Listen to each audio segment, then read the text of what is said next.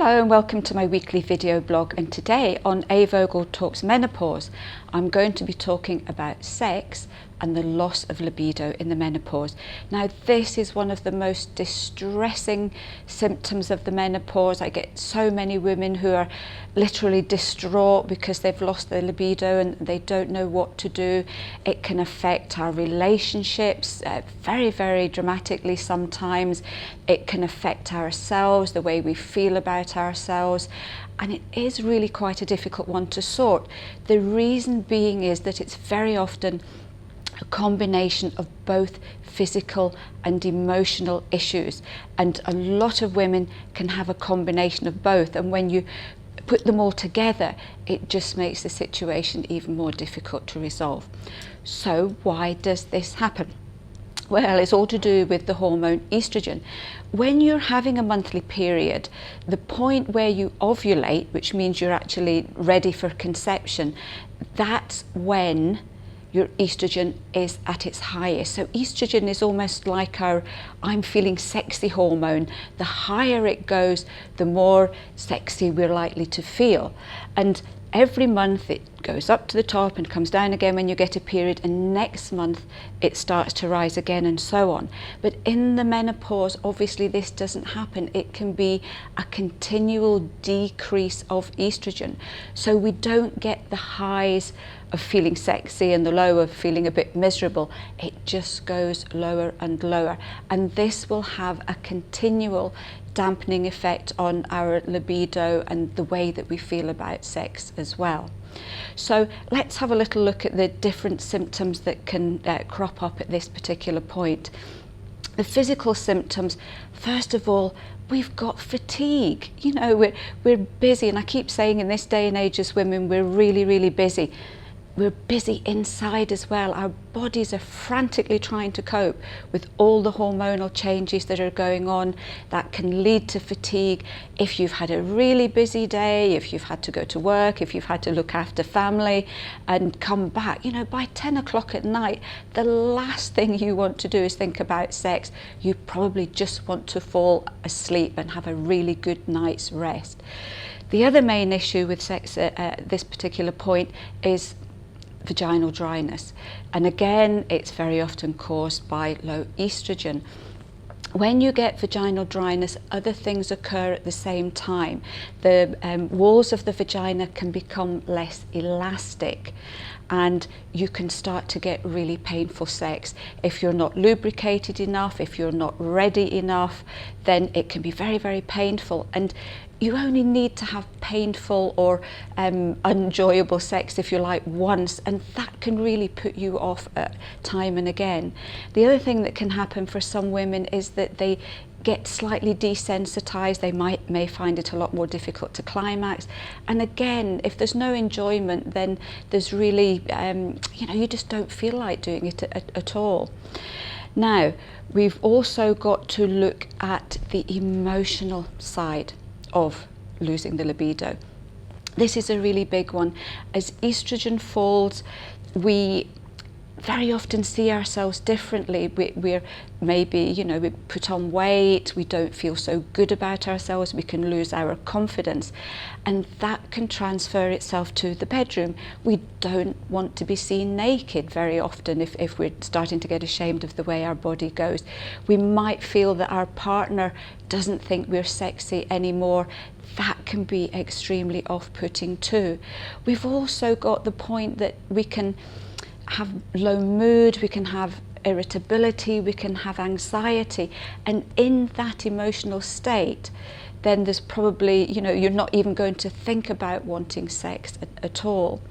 We've also got oxytocin, and I have actually done a blog on this, so if any of you want to look into this a little bit more, there will be a link to it. Oxytocin is the love hormone, a bit like estrogen, but oxytocin is connecting. It's about loving other people, and when oxytocin levels are high, we're more inclined to love whoever it is that we're with.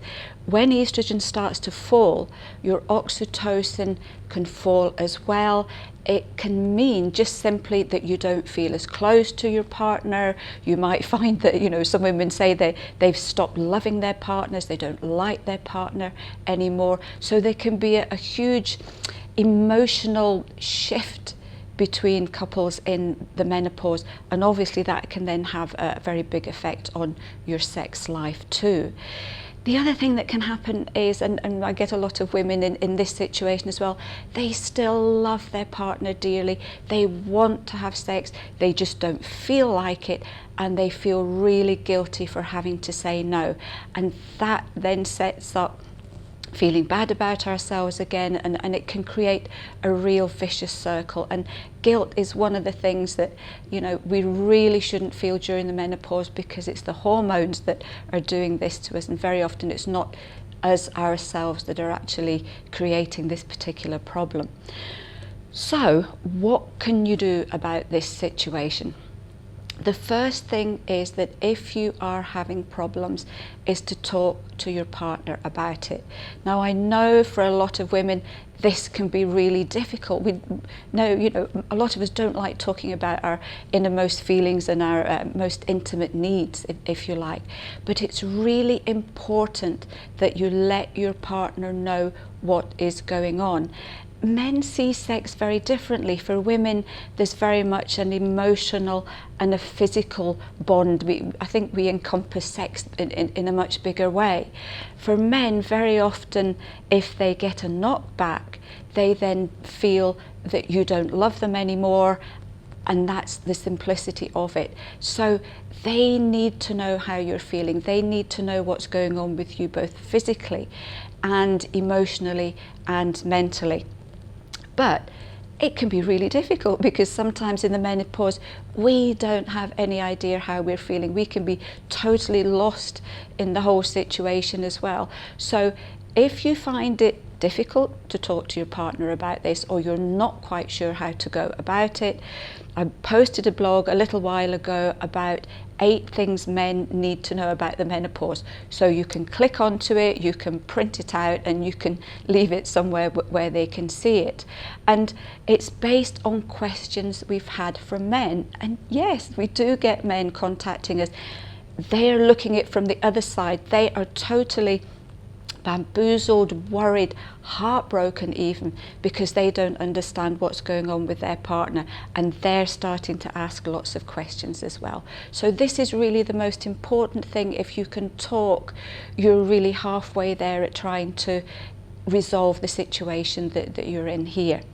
The other things that you can look at are very sort of physical, solving the problem, if you like. If you're getting vaginal dryness, you can get really good natural lubricants at your health food shop. You do need to be careful what you put in this particular area, so I would always go for something natural. You could look at raising your estrogen levels by taking something like the phytoestrogens, like our menopause support or black cohosh. You could go for sort of herbal stimulants like Siberian ginseng and the herb maca. These are both known to help with libido as well. The other really important thing here, talking about the vaginal area, is that very often you will get pain during intercourse, but if you feel that it's not just vaginal pain, if the pain is actually coming from the pelvic area, and if the pain lasts long afterwards, then this is really important that you go and get this checked out from the doctor, because it could be something like a prolapse. And a prolapse is basically where the internal organs, such as the bladder, the bowel, or the uterus, can shift. And during intercourse, then these can actually be, pressure can be put on them, and that can cause an awful lot of discomfort. So any kind of serious pain, please get this checked out by your doctor as well. You could look at things like sea buckthorn oil is very, very good. Kegel exercises are great. Sometimes if you are losing sensation. It can be due to the fact that there's problems with blood flow to the pelvic area. Our circulation can get a bit sluggish in the menopause. Exercises can be absolutely great, and one of the best forms for this is Pilates, and they can, you can find a really good qualified instructor. They can teach you great exercises to strengthen this whole area, and that by itself can sometimes make quite a difference at how you're feeling. The other things that you can look at are changing your love life. What can happen in the menopause is our body can be so slow to respond. The mind is willing, but the body goes, sorry, I need a long time to catch up. So maybe change the way you do things. Have date nights. A lot of women tell me that they've now started organising date nights. And if you remember back to when you were a teenager, and maybe it was a Monday afternoon and you were thinking about you're going out on a date on Friday night, the anticipation starts to rise as the week goes on, and anticipation is a fantastic aphrodisiac. So be inventive. There's lots of nice things that you can do here. Now, just remember, this is a very distressing symptom of the menopause if you have it. There are ways around it. You might have to work hard at it, but it can be done.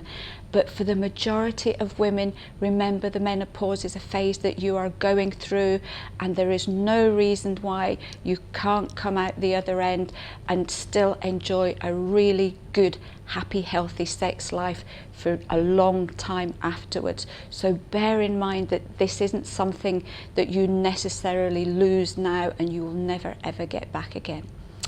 Just one last thing, there are a small number of women for whom the complete opposite happens. They find that their libido just goes through the roof. Very often, again, it's to do with the hormonal balance. Testosterone, if your testosterone level rises, very often that can increase libido. It's also the thought that there's no risk of pregnancy, and for some women that's a really big sort of turn on, if you like.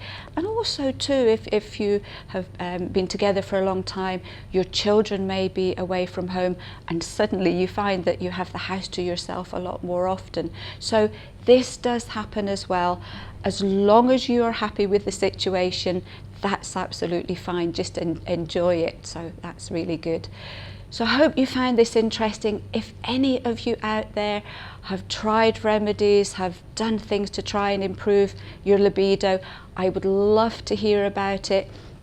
For those of you that have changed the way that you organise your love life, if you found that doing different things has really helped, I would love to hear about it. Until then, I look forward to seeing you next week on another edition of A. Vogel Talks Menopause.